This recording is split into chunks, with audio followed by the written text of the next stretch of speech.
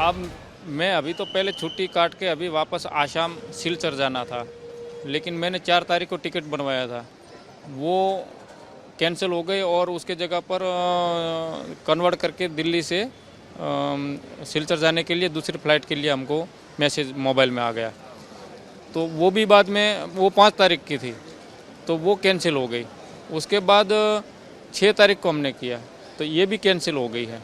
अब हमको ये है कि जब फौजी आदमी होता है तो वो टाइम का पाबंद होता है और वो टाइम पर पहुंचना होता है। अगर हम टाइम पर नहीं पहुंचते हैं अपनी छुट्टी काट के, तो उधर अफसर को अपने को जवाब देना मुश्किल होता है, क्योंकि ना हमको जब यहाँ से जब दूर जाते हैं तो दूर से क्या बोलते हैं कि जो ट्रेन है वो भी डायरेक्ट मिलती नहीं है, और फ्लाइट का भी अब यही समस्या आ गई है।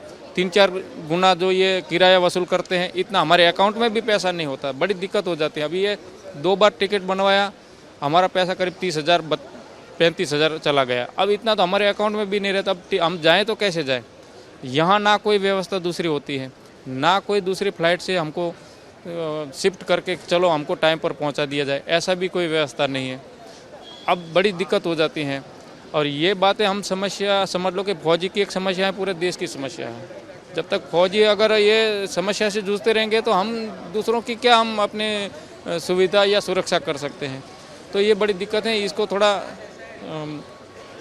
इस समस्या को पहले फौजी की समस्या को सुलझाना चाहिए। जाना गुवाहाटी था, कोलकाता से कनेक्टिंग फ़्लाइट थी और सुबह 6:15 की फ़्लाइट थी। मतलब हम SIH स्मार्ट इंडिया हैकेथॉन 2025 के लिए सिलेक्ट हुए थे।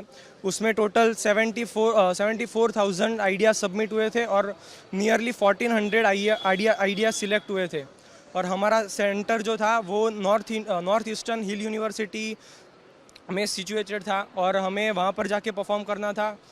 लेकिन इंडिगो हमने रिटर्न और जाने की दोनों की फ़्लाइट जो थी वो इंडिगो से ली थी।